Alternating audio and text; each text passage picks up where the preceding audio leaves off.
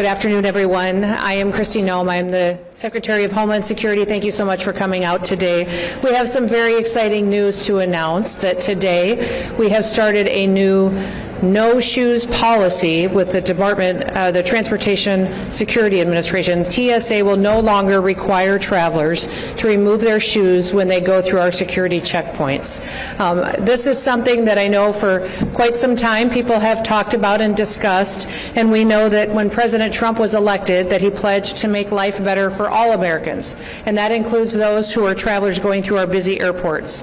We want to improve this travel experience, but while maintaining safety standards and making sure that we are keeping people safe as they go to take their vacations, travel for work, or spend time with their families. So we took a hard look at how TSA does its business, how it does its screening processes, and what we do to make people safe, but also provide some hospitality as well. Now, this is especially important to streamline the process and look at efficiencies that we can build in as we build up for some big events that are going to be coming here in the next 12 months here in the United States of America. As you all know, right now we have the club championships going on. A lot of travelers and visitors are coming into the country, but next year we will also have the Olympics that will be in the United States of America. The World Cup matches will be happening, as well as many America 250 events. All of those will bring us record travelers to the United States. Many, many people will be on airlines traveling in and out of our airports, and it's important that we find ways to keep people safe, but also streamline and make the process much more enjoyable for every single person. TSA first implemented the no shoes policy in 2006. Almost 20 years ago. And in those 20 years, since that policy was put in place, our security technology has changed dramatically. It's evolved. TSA has changed. We have a multi-layered, whole-of-government approach now to security and to the environment that people anticipate and experience when they come into an airport that has been honed and it's been hardened. We are very confident that we can continue to provide hospitality to folks and for American travelers and for those visiting our country while maintaining the same standard of security for passengers and for our homeland. The key to our approach is layered security. Passengers will still pass through multiple layers of screening. They'll also go through identity verification, and in fact, TSA has recently experienced some fantastic success with implementing Real ID. As you know, Real ID was put into statute over 20 years ago, and we recently put that into place that went seamlessly. In fact, right now we are experiencing over 94% compliance with passengers who come through our airports and screening processes with Real ID compliant identification. Now, as you know, most of those IDs, if they're driver's licenses, they'll have a star in the right-hand corner. They may use other federally recognized identifications such as passports or tribal IDs or military IDs, but many people thought that when Real ID was implemented that it would be difficult. It would, some in the mainstream media talked about it being Armageddon, that it wouldn't be able to happen, and it has happened seamlessly because of the hard work of those who work within TSA and because of our security officers who worked very hard to make sure that passengers were compliant, but to do it in a way that facilitated their traveler. So please, I'd encourage all Americans to still go out there if you don't have your Real ID yet. It does help us identify who you are and keep passengers safe, and we would encourage you to go so and to do that. Now, we're just getting started. We've implemented several transformational changes at TSA and our security checkpoints already just since the Trump administration has come into office. We have recently piloted different types of security lanes. We have family lane security checkpoints that are open at several airports that allow families to get screened separately from other people so that it can be very accommodating for them and their experience with children or small babies. We also have implemented around some of our air bases and facilities the ability to have a military lane that expedites the process for those who currently serve in our armed services, those who are stepping up to defend our freedoms, that they can have a security checkpoint specifically dedicated to them and in those areas where we see high traffic volumes of those who serve. With this no shoes policy, we anticipate that Americans and travelers and those coming into our country will be very excited that they will no longer have to remove their shoes. The one thing that I will say is that doesn't mean that there won't be times once in a while where someone will have to remove their shoes. If they get put into a different situation or need additional layers of screening where that may be asked of them, but overwhelmingly the policy will be that no longer will that be required of every single person that comes to a checkpoint. The golden age of America is here. We're so excited that we can make the experience for those individuals traveling throughout our airports in the United States much more hospitable, more efficient for them, more timely, and that they can get to their destinations and spend much more time with their loved ones and with their families and with those accomplishing great things for their future. So with that, I will open it up to any questions that any of you may have. Yes, ma'am.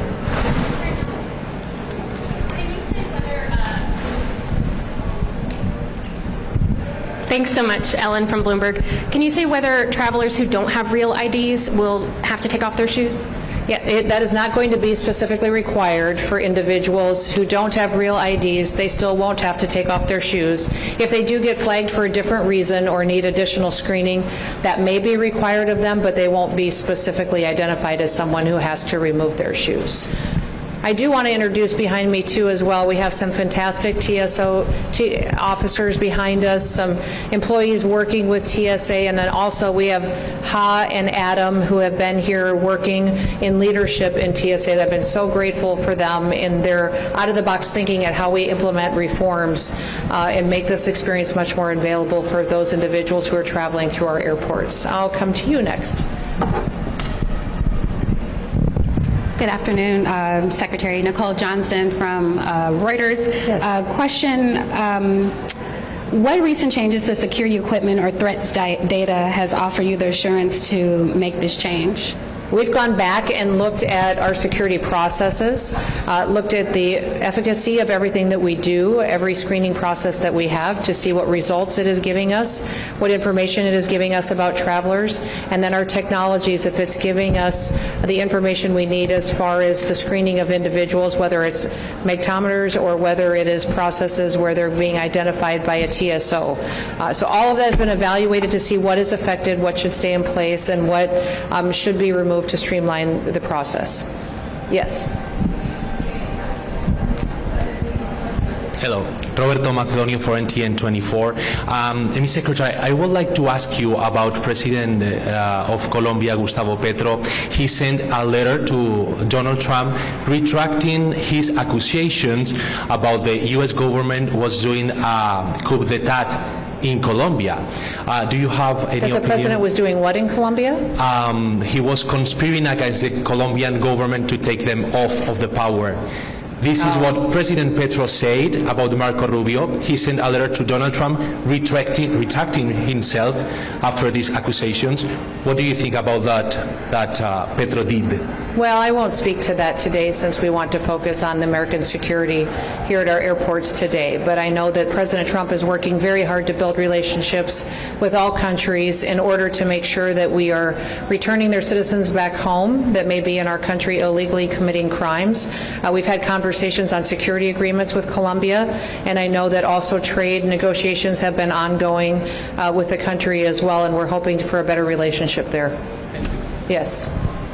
Hi, Madam Secretary. Luke Barr with ABC News. Can you talk a little bit about what the next steps are, what the timeline looks like, when this will be implemented, and then why now? What is the reasoning for this policy to be put in place now? And then I have an off-topic question. Well, as soon as President Trump came into office, he encouraged all of us as cabinet secretaries to evaluate every agency and department, see what we can do to save taxpayers money, keep more money in their pockets, to give them more opportunities to enjoy their freedoms and liberties, to keep them safe. And certainly that is my job as Homeland Security Secretary, to evaluate everything that we do and make sure that we're protecting American citizens here in our homeland. So in working with TSA, we've gone back and evaluated all of our security screening processes and looked at how effective they've been, if they've yielded the results that we want, what kind of technologies can we implement that will keep people safer. I'm excited about the fact that we have the big, beautiful bill that has been signed and put into law. That'll give us resources that we can continue to invest in new technologies. That gave us the opportunity to focus on exit lanes. We can implement technologies there, new screening processes that will help us screen your bags faster, make sure that when we're going through checkout lanes and security lanes, that we have the ability to scan individuals, potentially if people choose to opt in, use biometrics to identify people quicker so that they have the ability to go through much more in a streamlined fashion. So all of those resources will be plugged into making this a much more efficient, safe, and I would say advanced security system than we've ever had before. But that is, I think, the key to all of government under President Trump's administration, is that we evaluate everything that we do and make sure that it is something that is best serving the American people, and that's one of the reasons that you see this policy being implemented today. Yes. Hi, Sarah Ploss with CBS News. Yeah. A little bit of a two-part question for you. Sure. Is this an immediate nationwide rollout starting Yes. today? Yes. And then do you feel like immediately you have every airport nationwide has the capability to stop, a shoe bomb or whatever it might be right now from making it through security?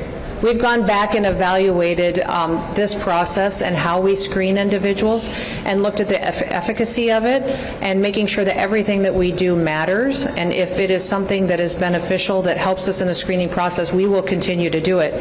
So there will be individuals at times that will be asked to remove their shoes.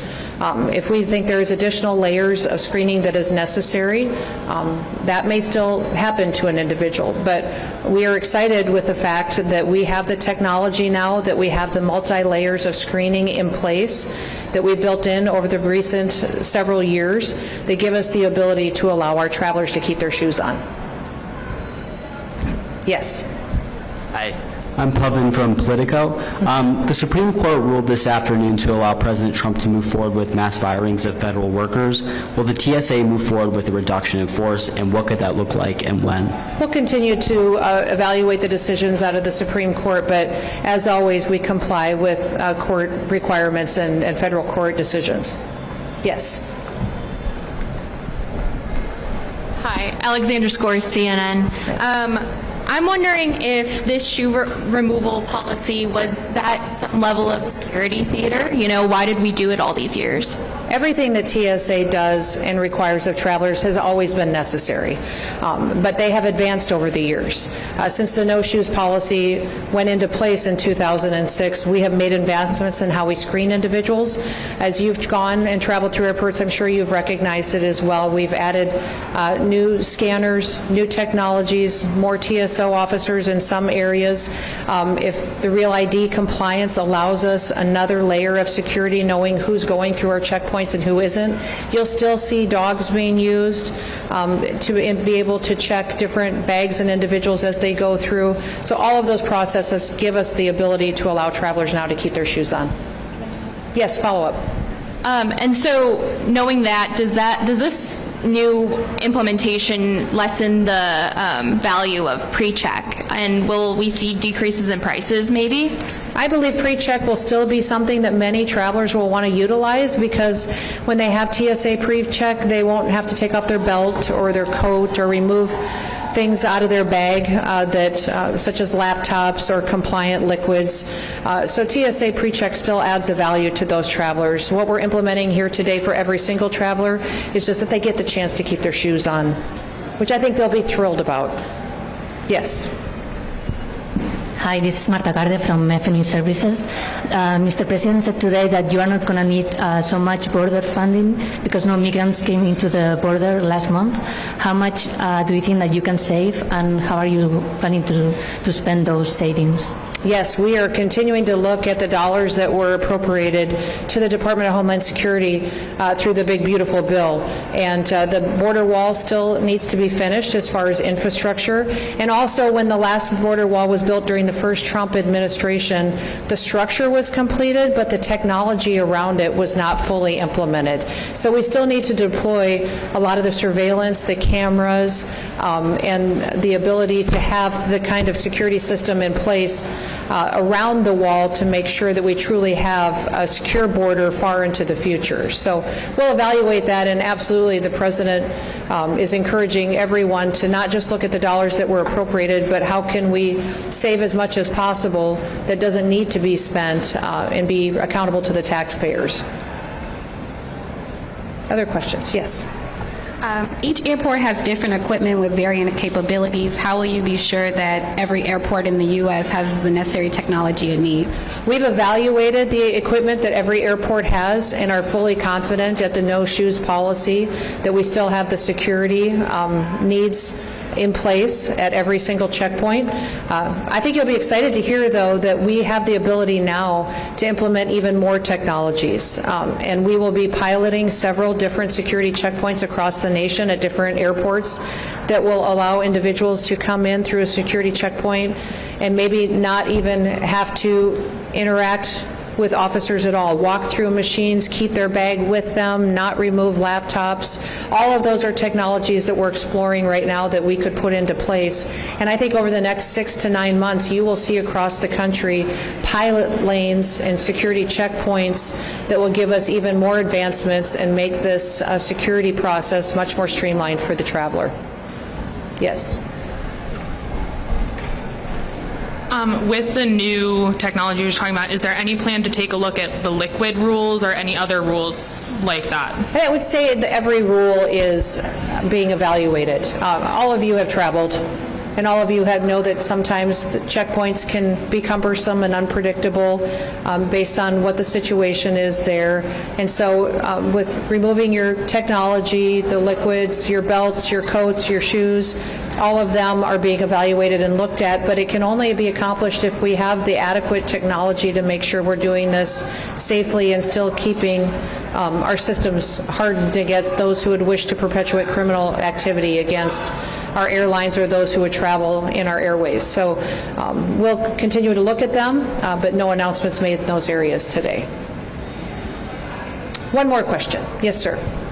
Well, we'll do two because I saw both of you, so we'll do those two. Ethan Beck, Washington Post. Earlier today, a Border Patrol agent in Van Nuys, California, said that 3 individuals have been arrested for attempting to disable vehicles, that they'll face felony charges. Sorry, I can't hear you. You want to say that again? Yeah, a U.S. Border Patrol agent in Van Nuys, California, said that 3 individuals had been arrested for attempting to disable vehicles, and that they'll face felony charges. Can you confirm which agency actually arrested them and the charges filed? I can't confirm that for you, but I will follow up with you on that.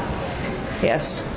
And I do want to remind everybody that when it comes to security, I'm very grateful for all of our law enforcement officers, for our security officers here that work with TSA as well, for what they're doing to protect the American homeland. We live in times where individuals are choosing to attack law enforcement officers while they're doing their duties. In fact, we've seen a 700% increase in violence against some of our law enforcement officers in recent months. I'd encourage everybody in America to go out and to thank a law enforcement officer, someone who serves to keep our country safe. They do hard work. They spend hours a day. Many of the individuals behind me spend many hours dealing with tired individuals traveling who haven't been home for a while, living out of suitcases, and they're very patient and wonderful. If we have an opportunity to thank them for what they're doing, that would be a wonderful thing that we could do. And yes, did you have a question? Yes. Final question. Evan Kozol from Spectrum News. Quick off topic about farmers. Sure. So many of them rely on unauthorized workers. Has there been any discussion about some sort of program to transition them towards H-2A so that these farmers aren't left without labor?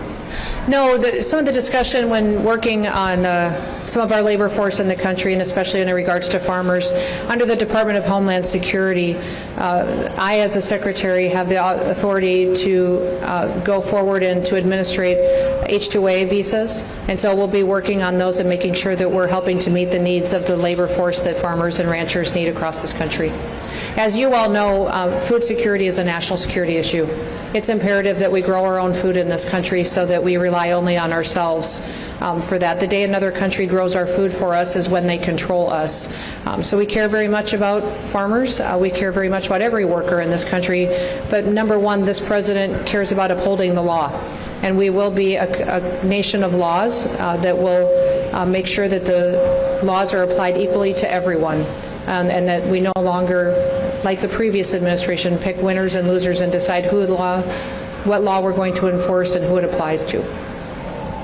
All right, well, thank you so much, and we will be around for a little bit if any of you have follow-up questions. And thank you once again to Adam and to Ha for all their hard work in making sure that we're continuously evaluating the travel experience for every single person coming through our airports. I think most Americans will be very excited to see that they get to keep their shoes on, and it will be a much more streamlined process going forward. Thank you. Have a wonderful day.